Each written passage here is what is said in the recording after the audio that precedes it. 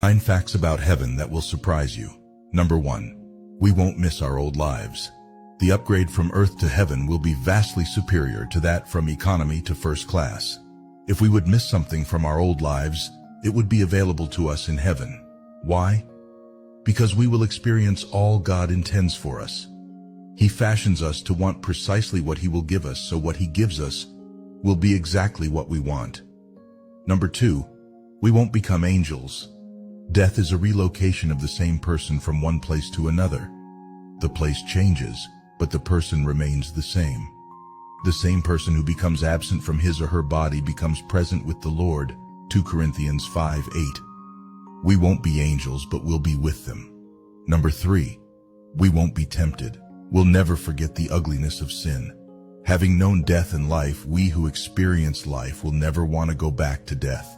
We'll never be deceived into thinking God is withholding something good from us, or that sin is in our best interests. Number 4. We will have work to do. The idea of working in heaven is foreign to many people. Yet Scripture clearly teaches it. When God created Adam, He took the man and put him in the Garden of Eden to work it and take care of it. Genesis 2:15. Work was part of the original Eden. It was part of a perfect human life. Number 5. We will still experience emotions. In Scripture, God is said to enjoy, love, laugh, take delight, and rejoice, as well as be angry, happy, jealous, and glad. To be like God means to have and express emotions. Hence, we should expect that in heaven emotions will exist for God's glory and our good.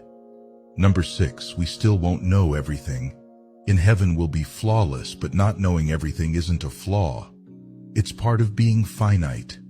Righteous angels don't know everything, and they long to know more. 1 Peter 1:12. They're flawless but finite.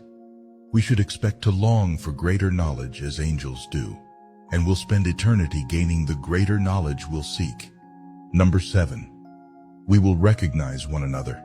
Scripture gives no indication of a memory wipe causing us not to recognize family and friends. Paul anticipated being with the Thessalonians in heaven, and it never occurred to him he wouldn't know them.